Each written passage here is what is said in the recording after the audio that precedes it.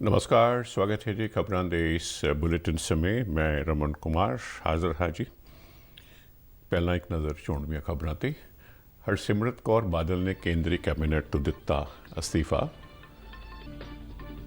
ਮੁੱਖ ਮੰਤਰੀ ਅਮਰਿੰਦਰ ਸਿੰਘ ਨੇ ਅਸਤੀਫੇ ਨੂੰ ਸਿਆਸੀ ਡਰਾਮੇਬਾਜ਼ੀ ਦੱਸਿਆ।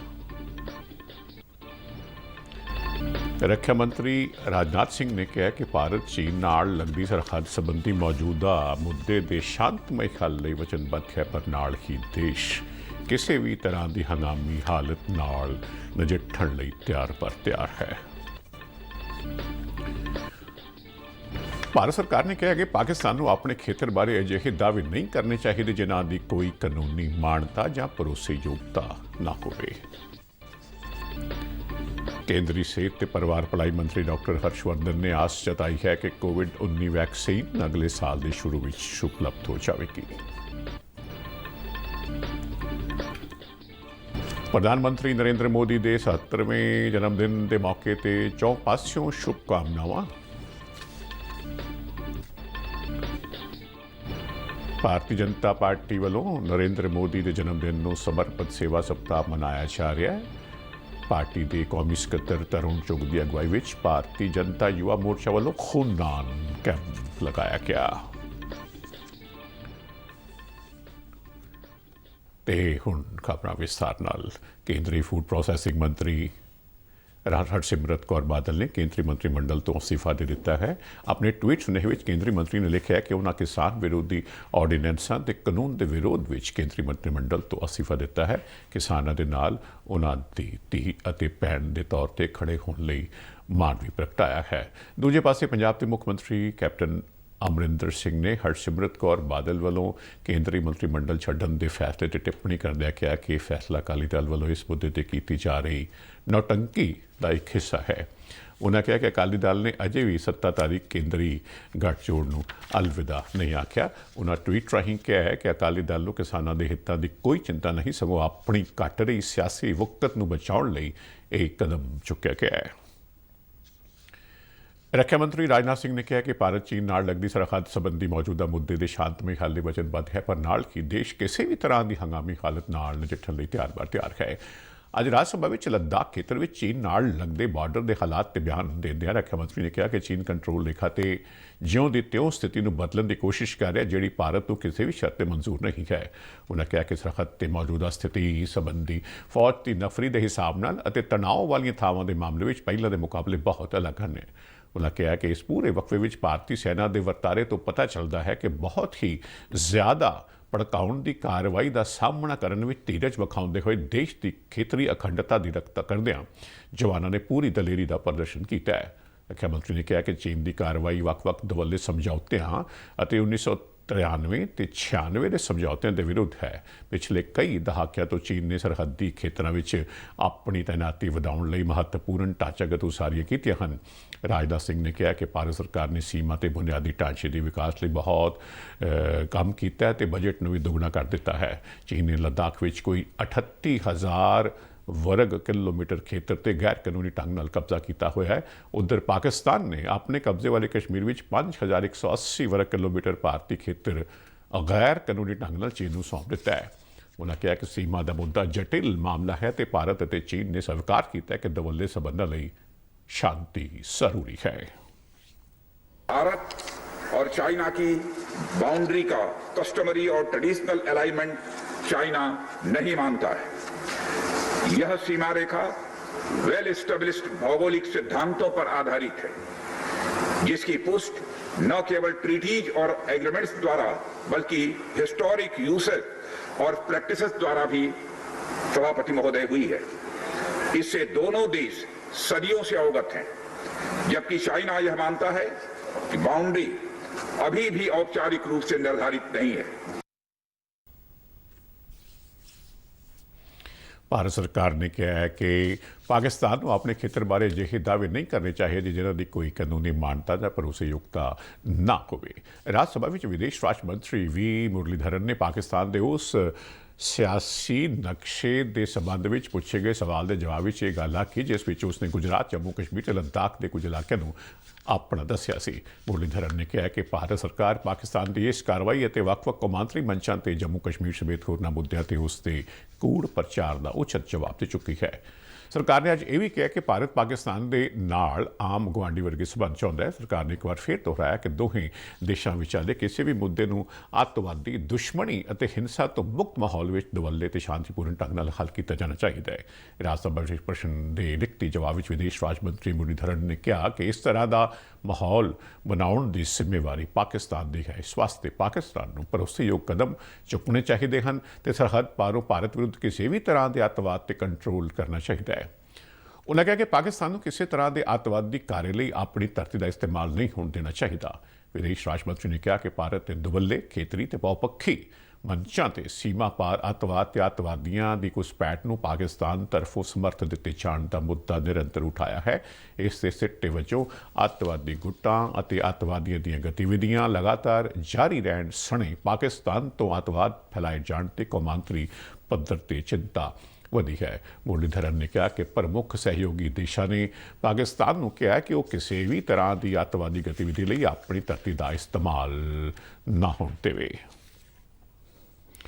ਕੇਂਦਰੀ ਸਿਹਤ ਤੇ ਪਰਿਵਾਰ ਭਲਾਈ ਮੰਤਰੀ ਡਾਕਟਰ ਹਰਸ਼ਵਰਧਨ ਨੇ ਆਸ ਜਤਾਈ ਹੈ ਕਿ ਕੋਵਿਡ-19 ਵੈਕਸੀਨ ਅਗਲੇ ਸਾਲ ਦੇ ਸ਼ੁਰੂ ਵਿੱਚ ਉਪਲਬਧ ਹੋ ਜਾਵੇਗੀ। ਉਨ੍ਹਾਂ ਆਖਿਆ ਹੈ ਕਿ 3 ਵੈਕਸੀਨਾਂ ਦਾ ਕਲੀਨਿਕਲ ਟਰਾਇਲ ਪਹਿਲੇ, ਦੂਜੇ ਤੇ ਤੀਜੇ ਪੜਾਅ ਵਿੱਚ ਪਹੁੰਚ ਚੁੱਕਿਆ ਹੈ। ਡਾਕਟਰ ਹਰਸ਼ਵਰਧਨ ਨੇ ਲੋਕਾਂ ਨੂੰ ਅਪੀਲ ਕੀਤੀ ਹੈ ਕਿ ਵੈਕਸੀਨ ਉਪਲਬਧ ਹੋਣ ਤੱਕ ਸਮਾਜਿਕ ਦੂਰੀ ਬਣਾ ਕੇ ਰੱਖਣ। ਰਾਜ ਸਭਾ ਵਿੱਚ ਅੱਜ ਦੇਸ਼ ਵਿੱਚ ਕੋਵਿਡ-19 ਦੀ ਸਥਿਤੀ ਤੇ ਚਰਚਾ ਦਾ ਜਵਾਬ ਦਿੰਦਿਆਂ ਸਿਹਤ ਮੰਤਰੀ ਨੇ ਕਿਹਾ ਕਿ ਮਾਹਰ ਕਮੇਟੀ ਵੱਖ-ਵੱਖ ਸਥਾਨਕ ਸਰਕਾਰਾਂ ਨੂੰ ਜ਼ਰੂਰੀ ਸਹਾਇਤਾ ਮੁਹੱਈਆ ਕਰਵਾ ਕੇ ਲੋਕਾਂ ਨੂੰ ਵੈਕਸੀਨ ਦੇਣ ਲਈ ਪੂਰੀ ਤਿਆਰੀ ਨਾਲ ਅੱਗੇ ਵਧ ਰਹੀ ਹੈ। ਉਨ੍ਹਾਂ ਦੱਸਿਆ ਕਿ ਭਾਰਤ ਵੈਕਸੀਨ ਤਿਆਰ ਕਰਨ ਲਈ ਵਿਸ਼ਵ ਸਿਹਤ ਸੰਗਠਨ ਅਤੇ ਕੌਮਾਂਤਰੀ ਸੰਗਠਨਾਂ ਦੇ ਨਾਲ ਮਿਲ ਕੇ ਕੰਮ ਕਰ ਰਿਹਾ ਹੈ। ਡਾਕਟਰ ਹਰਸ਼ਵਰਧਨ ਨੇ ਕੋਵਿਡ-19 ਨਾਲ ਨਜਿੱਠਣ ਵਿੱਚ ਕੋਰੋਨਾ ਯੋਧਿਆਂ ਦੀ ਭੂਮਿਕਾ ਦੀ ਸ਼ਲਾਘਾ ਕੀਤੀ। ਉਨ੍ਹਾਂ ਆਖਿਆ ਕਿ ਪ੍ਰਧਾਨ ਮੰਤਰੀ ਨੇ ਹਰ ਫੈਸਲਾ ਮਾਹਰਾਂ ਦੀ ਸਲਾਹ ਨਾਲ ਕੀਤਾ ਤੇ ਹਰ ਮੁੱਦੇ ਦਾ ਹੱਲ ਕਰਨ ਦੀ ਕੋਸ਼ਿਸ਼ ਕੀਤੀ ਗਈ ਹੈ।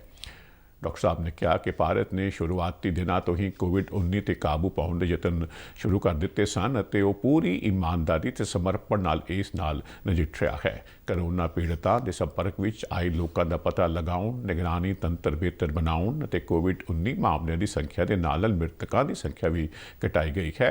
ਸਿਹਤ ਮੰਤਰੀ ਨੇ ਕਿਹਾ ਕਿ ਕੇਂਦਰ ਸਰਕਾਰ ਨੇ ਸੂਬਾ ਸਰਕਾਰਾਂ ਨੂੰ ਹਰ ਤਰ੍ਹਾਂ ਦੀ ਸਹੂਲਤ ਮੁਹੱਈਆ ਕਰਵਾਈ ਹੈ। ਕੋਵਿਡ-19 ਦੀ ਜਾਂਚ ਨਾਲ ਜੁੜੇ ਪ੍ਰਬੰਧ ਵਿੱਚ ਸੁਧਾਰ ਲਈ ਦੇਸ਼ ਭਰ ਵਿੱਚ ਲੈਬੋਰੇਟਰੀਆਂ ਦਾ ਨੈਟਵਰਕ ਮਜ਼ਬੂਤ ਕੀਤਾ ਗਿਆ ਹੈ। ਹਰ ਰੋਜ਼ 11 ਲੱਖ ਨਮੂਨਿਆਂ ਦੀ ਜਾਂਚ ਕੀਤੀ ਜਾ ਰਹੀ ਹੈ। ਉਨ੍ਹਾਂ ਆਖਿਆ ਕਿ ਨਮੂਨਿਆਂ ਦੀ ਜਾਂਚ ਦੇ ਮਾਮਲੇ ਵਿੱਚ ਭਾਰਤ ਕੁਝ ਦਿਨਾਂ ਵਿੱਚ ਦੁਨੀਆ ਦੇ ਪਹਿਲੇ ਸਥਾਨ ਤੇ ਪਹੁੰਚ ਜਾਵੇਗਾ। ਉਨ੍ਹਾਂ ਆਖਿਆ ਕਿ ਦੇਸ਼ ਨੇ PPE ਕਿੱਟਾਂ ਅਤੇ N95 ਮਾਸਕ ਬਣਾਉਣ ਵਿੱਚ ਥੋੜੇ ਸਮੇਂ ਅੰਦਰ ਹੀ ਆਤਮ ਨਿਰਭਰਤਾ हासिल कर ली है। वैक्सीन के लिए जैसे दुनिया भर में प्रयास हो रहे हैं वैसे ही उतने ही प्रभावी प्रयास भारत में हो रहे हैं और भारत में हमारे जो कैंडिडेट वैक्सीन हैं उसमें 3 लगभग ऐसे हैं जो फेज़ 1, फेज़ 2 और फेज़ 3 के अंदर पहुंच गए हैं। प्रधानमंत्री जी के मार्गदर्शन में एक एक्सपर्ट ग्रुप इस सारे विषय को भी बहुत गहराई से अध्ययन कर रहा है। एडवांस्ड इसके संदर्भ में प्लानिंग है। हमारे को उम्मीद है कि अगले साल के शुरुआत के अंदर हमें भारत के अंदर वैक्सीन उपलब्ध हो जानी चाहिए। प्रधानमंत्री नरेंद्र मोदी का आज 70वां जन्मदिन है। 17 सितंबर 1950 ਨੂੰ ਜਨਮੇ ਨਰਿੰਦਰ ਮੋਦੀ दामोदर दास मोदी ਤੇ ਹੀਰਾਬਾਦੀ ਤੀਜੀ ਸੰਤਾਨ ਸਨ। ਨਰਿੰਦਰ ਮੋਦੀ ਦੀ ਯਾਤਰਾ ਗੁਜਰਾਤ ਦੇ ਵਟਨਗਰ ਦੀਆਂ ਗਲੀਆਂ ਤੋਂ ਸ਼ੁਰੂ ਹੋਈ। ਉਹਨਾਂ ਦਾ ਮੁੱਢਲਾ ਜੀਵਨ ਬੇਹੱਦ ਗਰੀਬੀ ਵਿੱਚ ਬੀਤਿਆ। ਬਚਪਨ ਵਿੱਚ ਸਕੂਲ ਤੋਂ ਬਾਅਦ ਉਹ ਵਟਨਗਰ ਰੇਲਵੇ ਸਟੇਸ਼ਨ ਤੇ ਆਪਣੇ ਪਿਤਾ ਨਾਲ ਚਾਹ ਦੀ ਦੁਕਾਨ ਦੇ ਕੰਮ ਵਿੱਚ ਹੱਥ ਵਟਾਉਂਦੇ ਸਨ। ਨਰਿੰਦਰ ਮੋਦੀ ਵਿੱਚ ਸ਼ੁਰੂਆਤ ਤੋਂ ਹੀ ਕੁਝ ਵੱਖਰਾ ਕਰਨ ਤੇ ਸਮਾਜ ਵਿੱਚ ਬਦਲਾਅ ਲਿਆਉਣ ਦੀ ਤਾਂਘ ਸੀ। ਨਰਿੰਦਰ ਮੋਦੀ ਉੱਤੇ ਸਵਾਮੀ ਵਿਵੇਕਾਨੰਦ ਦਾ ਬਹੁਤ ਪ੍ਰਭਾਵ ਸੀ। ਐਮਰਜੈਂਸੀ ਦੌਰਾਨ ਨਰਿੰਦਰ ਮੋਦੀ ਨੂੰ ਦੇਸ਼ ਦੇ ਵੱਡੇ ਨੇਤਾਵਾਂ ਦੇ ਨਾਲ ਕੰਮ ਕਰਨ ਦਾ ਮੌਕਾ ਮਿਲਿਆ। ਉਸ ਤੋਂ ਬਾਅਦ 1987 ਵਿੱਚ ਨਰਿੰਦਰ ਮੋਦੀ ਨੂੰ ਭਾਰਤੀ ਜਨਤਾ ਪਾਰਟੀ ਲਈ ਕੰਮ ਕਰਨ ਦਾ ਹੁਕਮ ਹੋਇਆ। ਮਜ਼ਬੂਤ ਇਰਾਦੇ, ਹੌਸਲੇ ਤੇ ਦ੍ਰਿੜ ਸੰਕਲਪ ਦੀ ਤਾਕਤ ਨਾਲ ਅੱਗੇ ਵਧਦਿਆਂ ਉਹਨਾਂ ਨੇ 2001 ਵਿੱਚ ਗੁਜਰਾਤ ਦੇ ਮੁੱਖ ਮੰਤਰੀ ਵਜੋਂ ਸਹੁੰ ਚੁੱਕੀ। ਉਹਨਾਂ ਗੁਜਰਾਤ ਦੀ ਸਫਲਤਾ ਦੀ ਕਹਾਣੀ ਖੇਤੀ, ਸਨਅਤ ਅਤੇ ਸੇਵਾਵਾਂ ਦੇ ਜ਼ਰੀਏ ਪੁਣੀ। ਨਰਿੰਦਰ ਮੋਦੀ ਨੂੰ ਵਿਕਾਸ ਪੁਰਸ਼ ਕਿਹਾ ਜਾਣ ਲੱਗਿਆ। 2014 ਦੀਆਂ ਲੋਕ ਸਭਾ ਚੋਣਾਂ ਤੋਂ ਪਹਿਲਾਂ UPA 2 ਤੇ ਸ਼ਾਸਨ ਕਾਲ ਦੌਰਾਨ ਹੋਏ ਭ੍ਰਿਸ਼ਟਾਚਾਰ ਦੀਆਂ ਕਹਾਣੀਆਂ ਬਾਹਰ ਆਉਣ ਲੱਗੀਆਂ। ਦੇਸ਼ ਨੂੰ ਇੱਕ ਵਿਕਾਸ ਪੁਰਸ਼ ਦੀ ਤਲਾਸ਼ ਸੀ ਜੋ ਭ੍ਰਿਸ਼ਟਾਚਾਰ ਖਤਮ ਕਰਨ ਦੇ ਨਾਲ ਦੇਸ਼ ਨੂੰ ਪਰਿਵਾਰਵਾਦ, ਖੇਤਰਵਾਦ, ਵੱਖਵਾਦ ਤੇ ਅੱਤਵਾਦ ਤੋਂ ਮੁਕਤੀ ਦਿਵਾਏ। ਭਾਜਪਾ ਨੇ ਨਰਿੰਦਰ ਮੋਦੀ ਨੂੰ ਪ੍ਰਧਾਨ ਮੰਤਰੀ ਦੇ ਅਹੁਦੇ ਦਾ ਉਮੀਦਵਾਰ ਬਣਾਇਆ। ਗੁਜਰਾਤ ਦਾ ਵਿਕਾਸ ਮਾਡਲ ਪੂਰੇ ਦੇਸ਼ ਦੇ ਸਾਹਮਣੇ ਸੀ। ਇਹਨਾਂ ਚੋਣਾਂ ਤੋਂ ਪਹਿਲਾਂ ਇਹ ਚਰਚਾ ਸੀ ਕਿ ਭਾਰਤ ਵਿੱਚ ਕਿਸੇ ਇੱਕ ਪਾਰਟੀ ਦੀ ਸਰਕਾਰ ਨਹੀਂ ਬਣ ਸਕੇਗੀ ਤੇ ਭਾਰਤ ਨੂੰ ਗੱਠਜੋੜ ਸਰਕਾਰ ਤੋਂ ਮੁਕਤੀ ਨਹੀਂ ਮਿਲੇਗੀ। ਪਰ ਚੋਣ ਨਤੀਜਾ ਨੇ ਸਾਰੀਆਂ ਕਿਆਸ ਰਾਈਆਂ ਨੂੰ ਗਲਤ ਸਾਬਤ ਕੀਤਾ ਤੇ ਭਾਜਪਾ ਨੇ ਭਾਰੀ ਬਹੁਮਤ ਨਾਲ ਜਿੱਤ ਹਾਸਲ ਕੀਤੀ ਤੇ ਨਰਿੰਦਰ ਮੋਦੀ ਦੀ ਅਗਵਾਈ ਵਿੱਚ NDA ਸਰਕਾਰ ਬਣੀ। जिसने मैं नरेंद्र दामोदर दास मोदी ईश्वर की शपथ लेता हूं। नरेंद्र मोदी की जिंदगी संघर्ष, सपनों और समर्पण की कहानी है। रेलवे से रॉयल पैलेस जिंदगी का रास्ता बड़ा कठिन होता है। नरेंद्र मोदी की यात्रा गुजरात के वडनगर की गलियों से शुरू होती है। 17 सितंबर 1950 को जन्मे नरेंद्र मोदी दामोदर दास मोदी और हीराबा की तीसरी संतान थे। आरंभिक जीवन बेहद गरीबी में बीता।